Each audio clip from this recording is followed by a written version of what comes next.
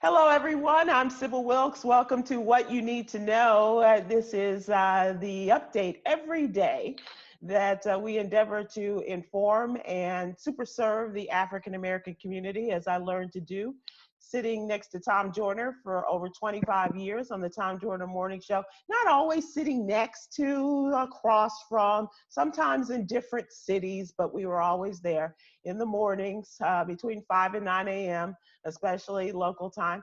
And we were just had a great time for those many years. Then he went and dumped us and retired to the good life in Miami. And we're not hating him for that. We just miss him so much. And I'm so glad to have you back here, Tom, as we talk about things that are going on in the headlines, and especially as they apply to the African American community.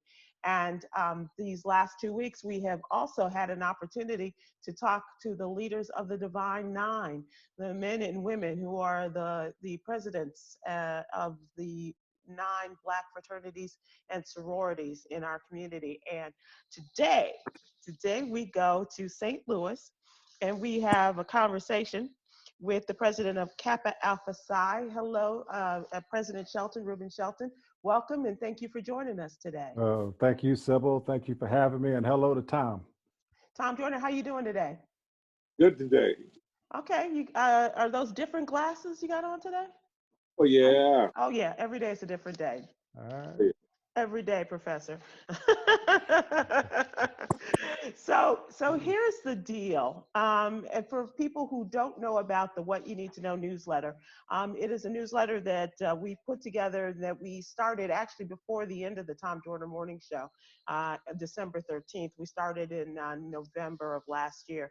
And we take 5 stories that we believe have some real relevance to the African American community, normally politics related, because this is a very important year, obviously, and all of those issues. So, and we always do a coronavirus update every day as well. And as you can imagine, President Shelton, we have no no loss of information or stories to cover each and every day. As I mean, we're just talking about what's happening in your community in St. Louis and everywhere around the country.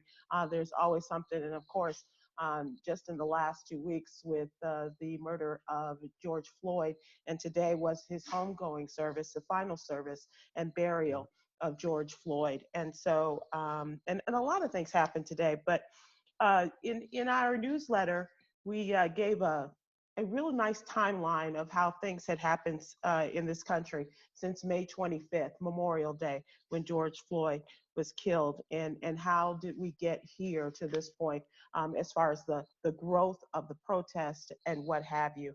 And I don't know if either one of you had a chance to watch the homegoing services today. Tom, you're coming in and out. I'm not hearing you.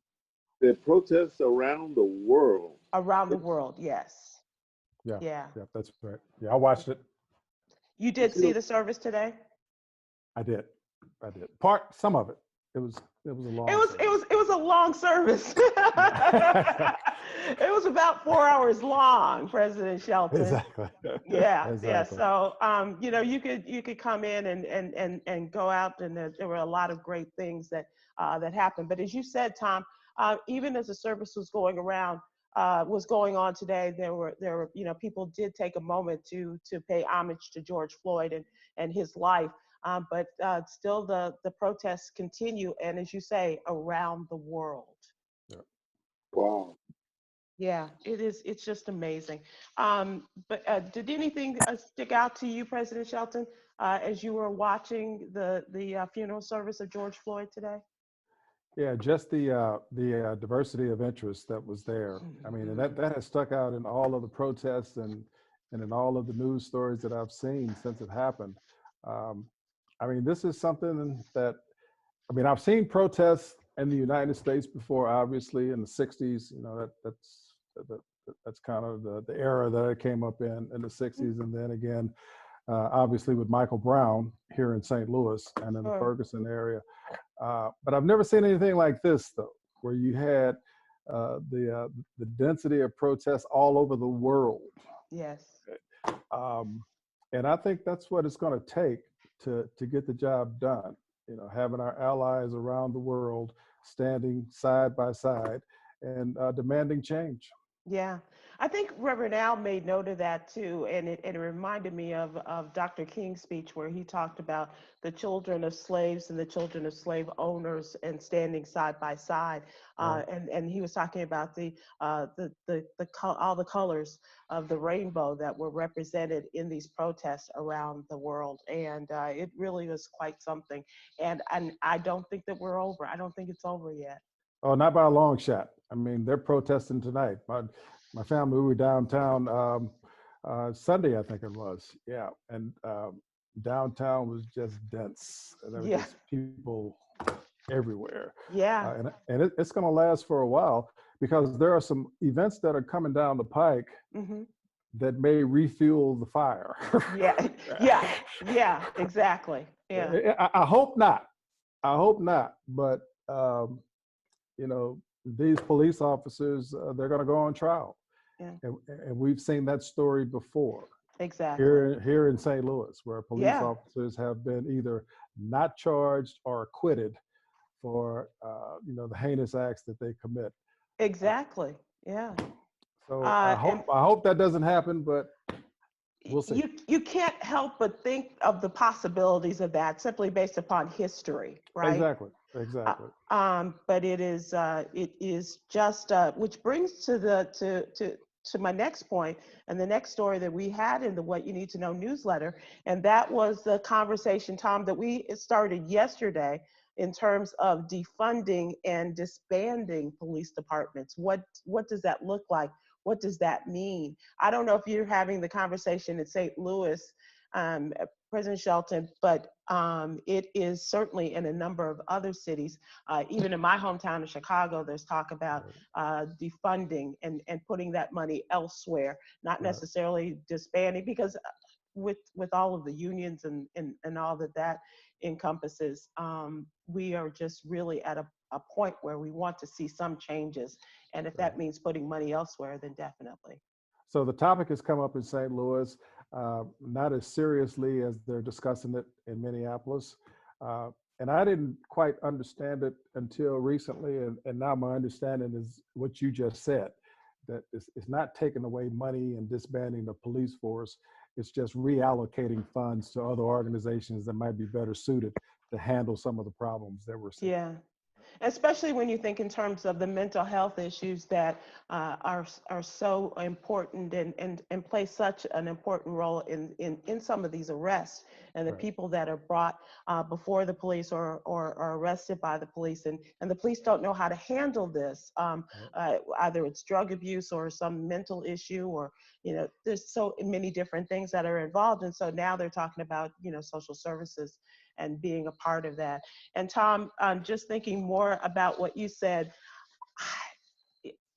I know that you said yesterday about disbanding the police. I just don't know how that's going to work, and how that, especially like in Minneapolis, how that's going to work. Have you thought any more about that? If you got problem after problem after problem, and lawsuits after lawsuits, complaints for complaints, there is no fixing that. Mhm. It's going to be there until it's not there. Mm-hmm. Right. Just start fresh. It's just so daunting to me, and I understand about the need to start over and start fresh, but it's just it. And another thing is, and does that count? Is that just the city police? Because now we're talking about sheriff's offices and sheriff's departments and things like that. And does that include those countywide organizations of policing organizations? If there's a lot of complaints, then you can't fix that. You need to just break. Yeah. Start fresh. It's gonna be interesting to see how this all plays out and how our country survives all of this. Not only in terms of, but does it surprise you it is just amazing to me that even in the wake of all of this, where people are out there protesting against police brutality, and how the police are just coming back with such force and such anger in their responses to these people, it breaks my heart to see this. Yeah, but I think that message comes from the top. Mm-hmm. I think that message is coming from our president. Right? His language is so volatile. I Yeah. mean, And that's a nice way to put it. Yeah. I'm trying to give him as much respect as I possibly can, Right, but I can't give him a lot. I just can't. You know, I want to respect the office, but you know, this guy, you know, I have to be careful here because I'm the president of a organization that has 501c status and all this, that, and the other. But the bottom line is that this guy's got to go. Yeah, he has just got to go because they are taking their cues from his rhetoric. Yeah. And they think it's okay because that's his base. Yeah. And the thing that struck me, Tom, did you see the story about the man in Buffalo who was knocked down, hit his head, bleeding profusely by the riot police there, and one man was going to stop and help him, and he was pushed on by his superior, and now Donald Trump is calling him, suggesting that he's a member of Antifa. The anti-fascist, anti-authoritarian, yeah. Was that the older guy? Yeah, 75-year-old man. 75-year-old guy they pushed down, and that is so ridiculous. And the other members of the police of that riot unit, they resigned in symbolism, a symbolic act, but right. in to support their brothers that were pulled off the streets. Right. And now, you know, Donald Trump is tweeting all this crazy stuff about this man, and God bless this man. He responded. I mean, he was in intensive care, and came back. But now Donald Trump is tweeting all of this madness, and even the Republicans are going, whoa, I don't think so. Yeah, they gotta be. yeah, this ain't cool, DT. So I mean, at some point, you know, even the Republicans that have to draw a line somewhere and say this is just insanity. Yeah, right. Yeah, absolutely. They haven't done it yet, but what were you saying, Tom? Well, I say dismantle. You can't fix anything like that. Yeah. You got signing because of the disciplinary action that you took on somebody who was obviously wrong. Right. Yeah. Right. And those guys came out. I was like 50 something, maybe 50 members of that unit. They were quitting in support of those that were taken off the street. So it's bananas. We talked about the Policing Act, Justice in Policing Act that was presented yesterday by the Congressional Black Caucus, and the powerful moments that they took taking a knee in the Emancipation Hall. Did you get a chance to see that, Tom? No, I didn't see that. What happened? Yesterday, members of the Congressional Black Caucus and leaders in the Democratic House of Representatives, they presented this Justice in Policing Act. And before they presented this, they were in the Emancipation Hall, that in honor of all the slaves that built this country, and especially in Washington, D.C., the buildings there. And they all took a knee for 8 minutes and 46 seconds.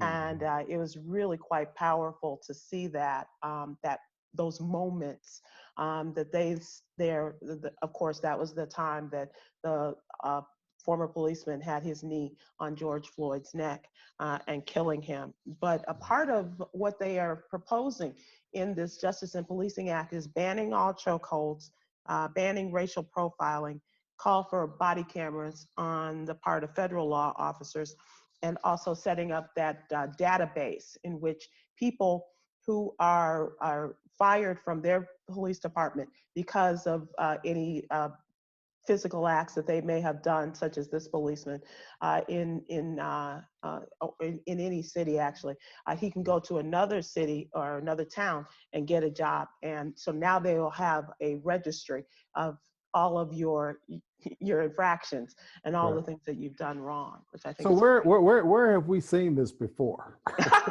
okay. You're exactly right, President Shelton. I Yes. mean, other than maybe the chokeholds, because that, you know, this was really the first time I heard about the chokeholds, other than Eric Garner. Mm-hmm. They don't We have, have database for that. yeah. No. I mean, but that was one of the suggestions after Michael Brown, Exactly. Yeah. right? I mean, all of these things were suggestions that were made after that.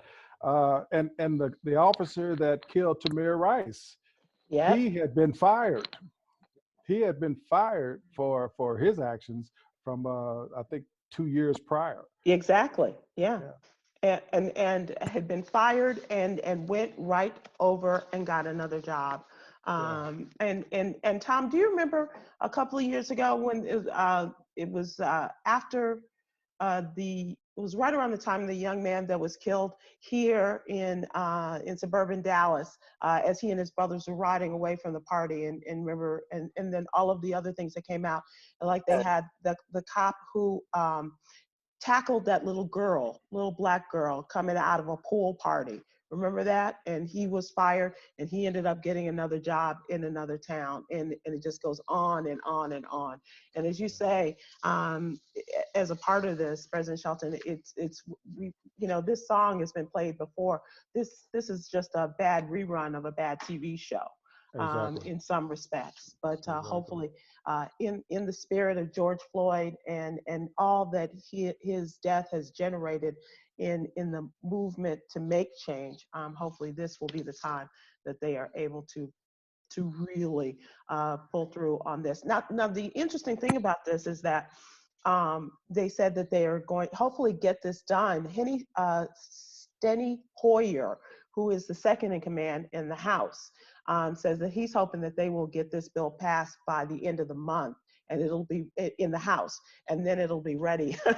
It'll be ready when the Republicans, when the Senate comes back together. But it's going to be interesting to see how this all plays out. And that's why I tell my young brothers, I tell my family, I come from a huge family.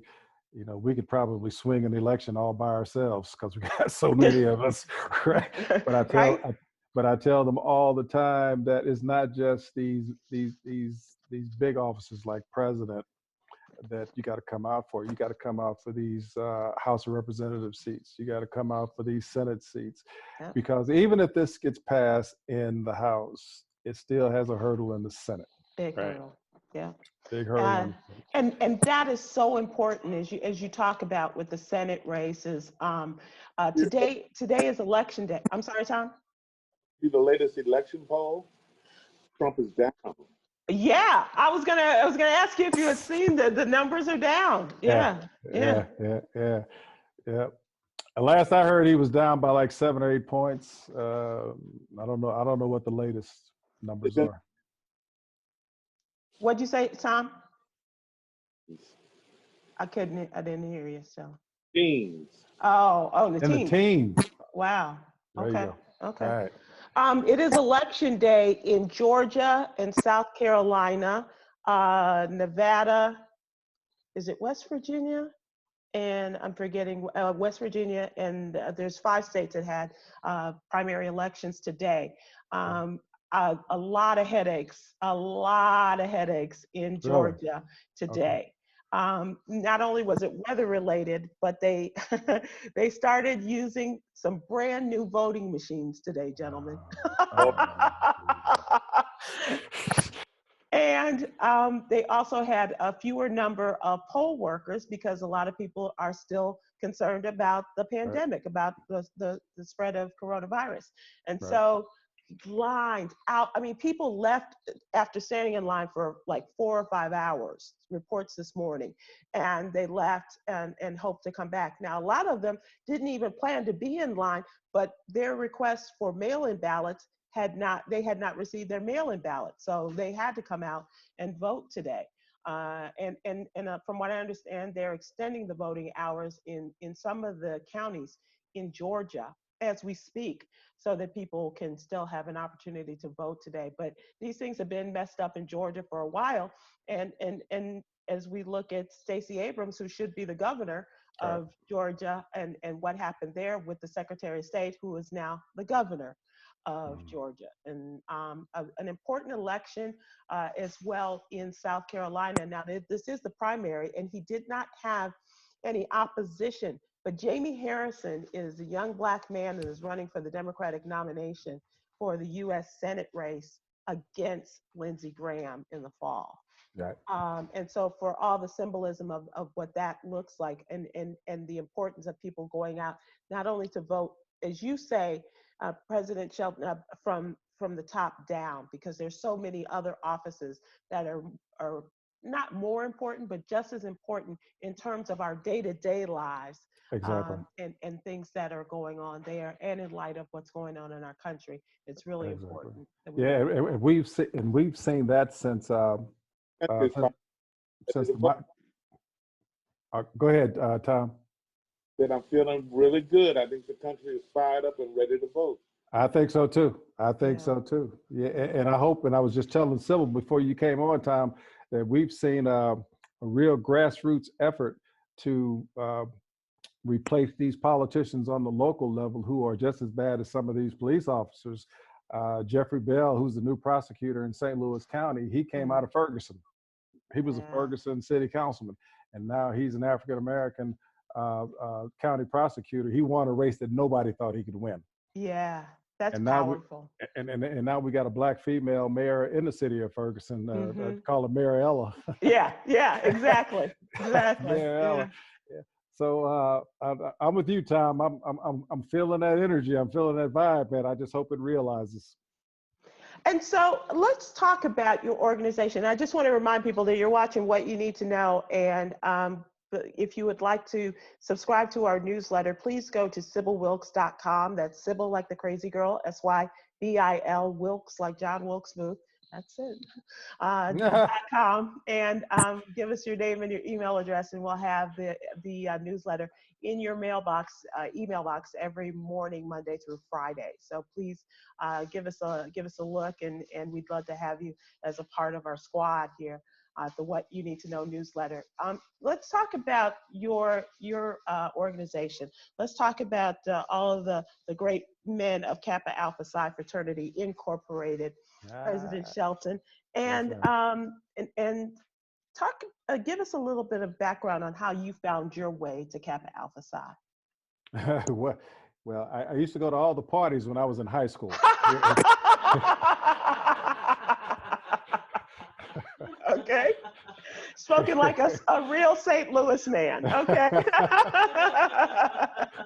I went to all their parties when I was in high school because, they had a house down on in the Central West End, which kind of is the trendy area of St. Louis City. But I really didn't think much about it because I was a basketball player. And I was thinking more about going to the NBA more than anything else. So I went to the University of Kansas. I'm a Jayhawk. Right, played basketball up there, but I really didn't think about pledging until one of the members came and knocked on my door. Yeah, and it's kind of funny because he was so short I couldn't see him when I looked out the peephole.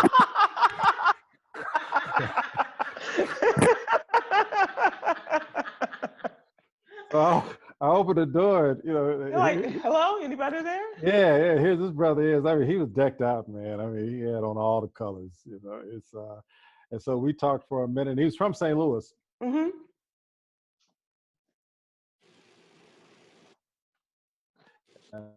went to the informational meeting and liked what I heard. And the rest is kind of history. Right? Did you consider any other fraternities, or was it always, if you were going to go to one, it was going to be the Kappas because you like their parties? No. Omega approached me as well, but I had already committed to Kappa. I thought about Alpha for a couple of minutes, and because they were the only ones that had a house on campus, right? Gotcha. And so I thought that would be pretty cool. But no, I was kind of wedded to Kappa after a while, and plus there were 4 Kappas on the basketball team.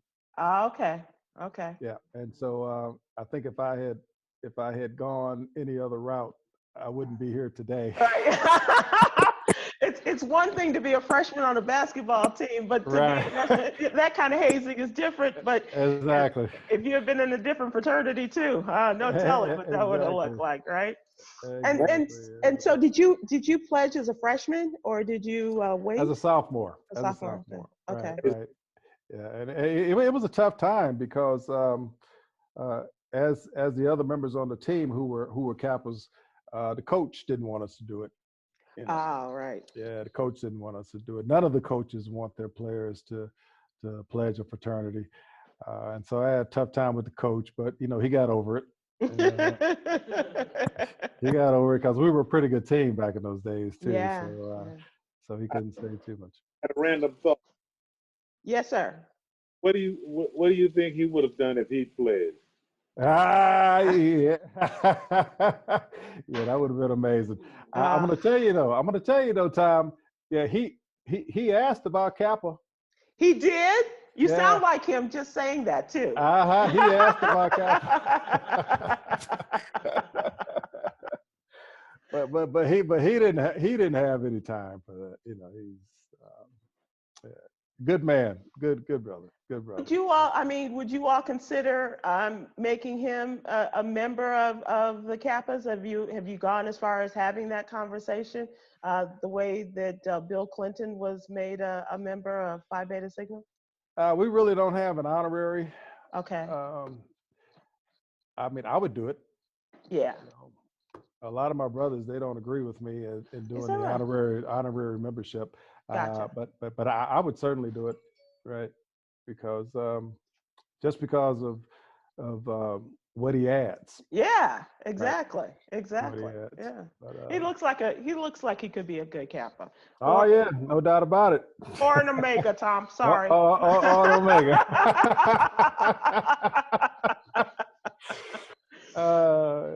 So you were involved in college, and once you left college, and you continued obviously your relationship with the Kappas. Was that just an ongoing, or were there periods of time where you weren't as involved?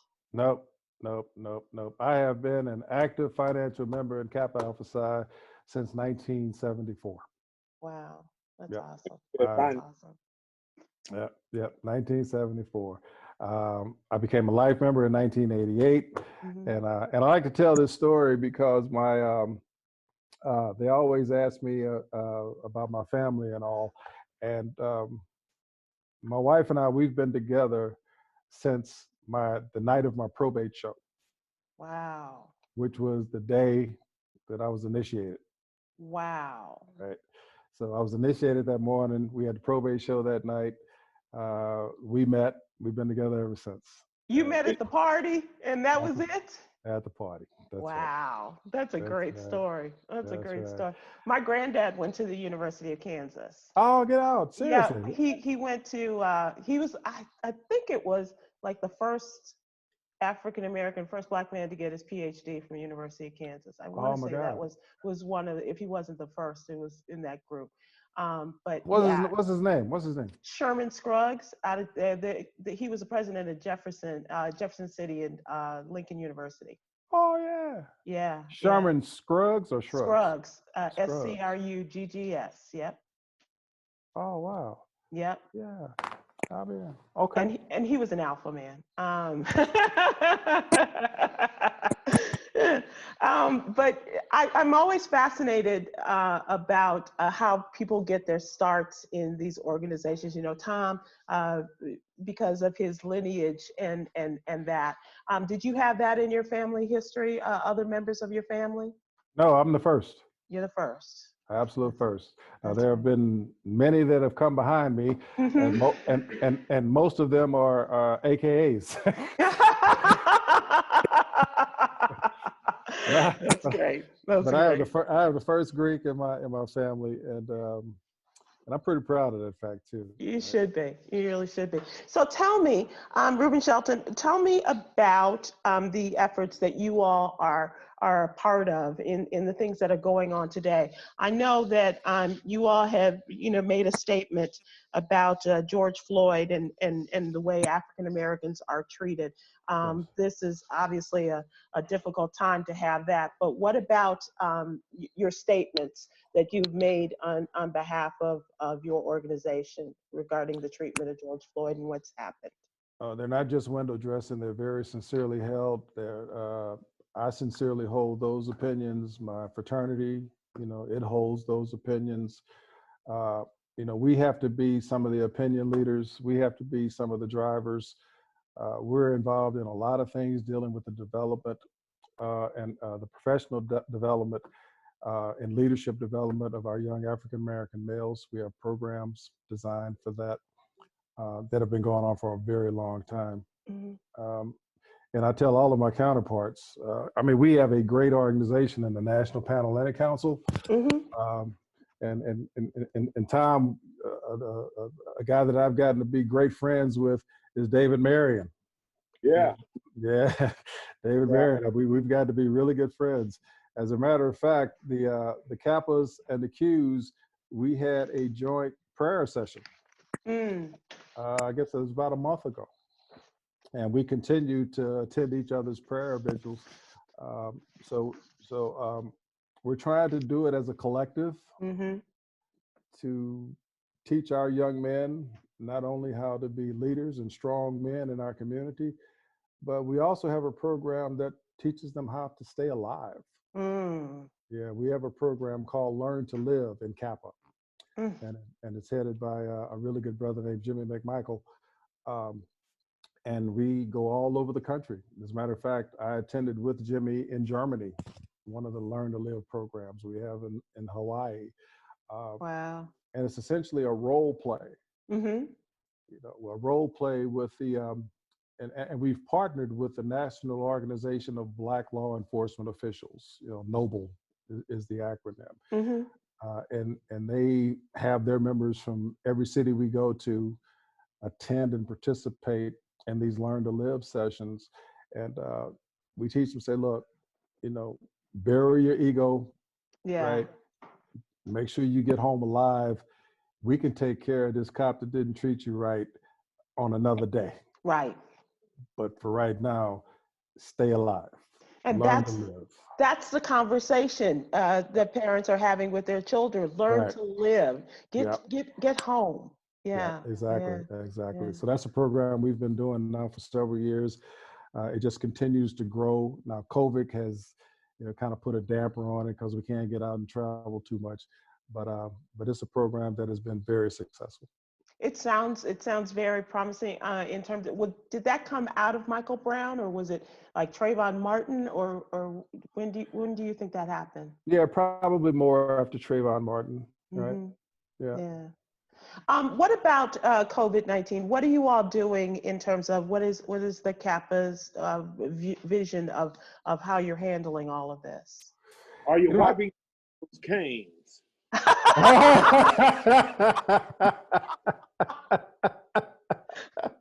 All right. You've been waiting all evening for that. I know. Yeah. Oh, you're so silly. But Tom, I can tell you truthfully, I have never dropped my cane. All right. Okay. There you go, Tom Joyner. I have never dropped my cane. But anyway, back to your question, Sybil. With COVID-19, we it kind of brought us to a halt, like every other organization, and like everybody else, it kind of stopped.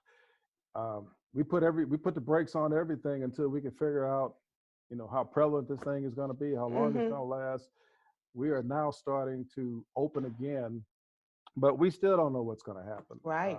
We don't even know if we're going to be able to have candidates in the fall, because if schools don't open. Right. Yeah, absolutely.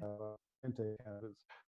But what we did is we created a COVID-19 task force of about about 30 brothers that are highly qualified, bring intellectual capacity out the wazoo.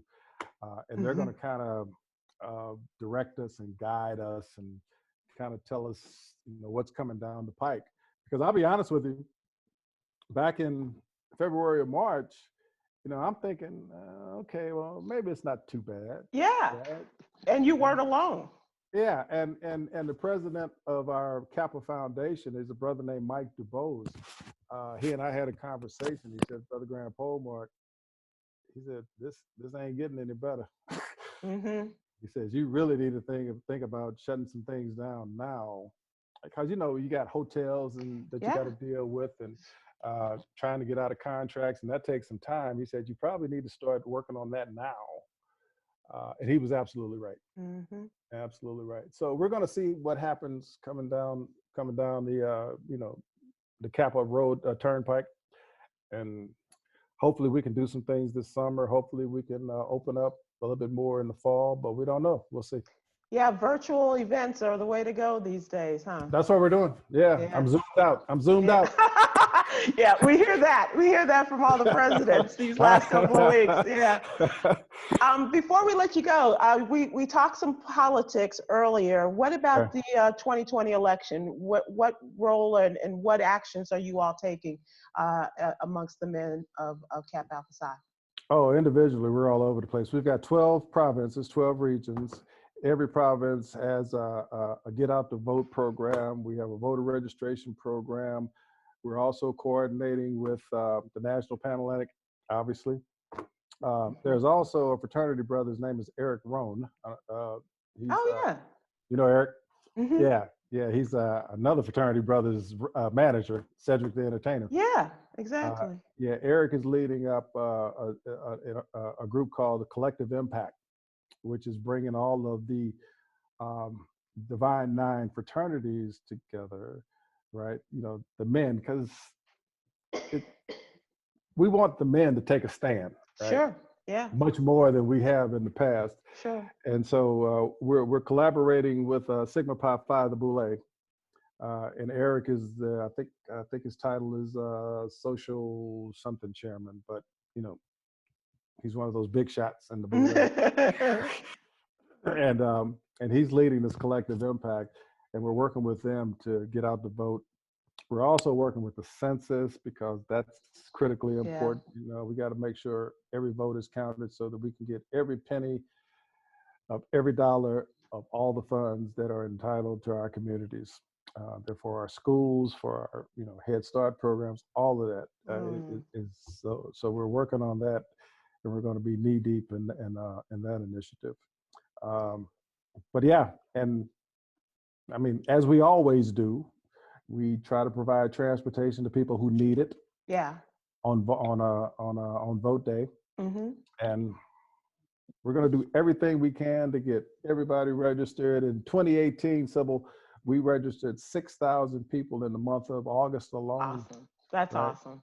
That's great. And we're going to do a lot more than that. Our brothers are pumped. They really, really are. That's cool. I am so proud of the way that they have operated during this pandemic, and so proud of the way that they have reacted to the George situation. The Floyd situation, yeah. Uh-huh. Let me just put this out here that, and as I have told others as we have talked these last couple of weeks, if there's any way, anything you want us to get out there and to tell our viewers and our readers, please don't hesitate to give us a call and give us an opportunity to share your information with them as much as we possibly can. So I thank you so much for joining us today. It's been a lot of fun and no. talking to you. Is it over? It's over? This is it. This is it. I told you I thought I told you it would be painless. It goes by so fast. Yeah. I thought Tom was going to beat up on me a little bit more. He was waiting for that cane. He was waiting for that. He got that, and then he got it in. Way to go, Tom. And Tom, before we go, I just want to make note. We talked about your fly baby number one having her 14th birthday. Today would have been our friend Doug Banks' birthday, and just your turntable brother. And just want to send a shout out to Wendy and the girls, and just let him know wherever he is, and I know he's looking down at you, and wish him happy trails, continued happy days, because he did bring so much love and laughter to our lives. Doug Banks was one of a kind. And so, Tom, I thank you very much. Tomorrow, we talk with the ladies of Delta Sigma Theta, and President Smith will be with us tomorrow, and we will have another great conversation talking with members of the Divine Nine. Don't forget, everybody, click the link in the description box to subscribe to the newsletter. And here's something I found in my newsletter. Didn't come to me this morning. And for some reason, there was some sort of change going on. So check the spam or your junk folder if you have subscribed and you haven't received it. And mine was in the spam folder. So please, and if you haven't, just click us here on the What You Need to Know show on YouTube, and we will get that straightened out as well. So thank you all for joining us. Thanks again, President Shelton. It was a pleasure talking to you and talking to you. I hope we can do this again. Mr. Joyner, I wish you a good evening, and thank you so much as always. You know what? It just every day, this goes very quickly for me. It does. And just remember, and just bringing back great memories of our mornings. But now this is at a more decent hour for me. I don't know about you. What decent. Thank you all so much. You guys have a good evening. Please be careful out there, and we will see you tomorrow as we pay tribute to the ladies of Delta Sigma Theta, and Tom Joyner will be with us as well. Thanks, everybody. Be careful, be safe. Thank you so much. Bye-bye. Thank you, sir.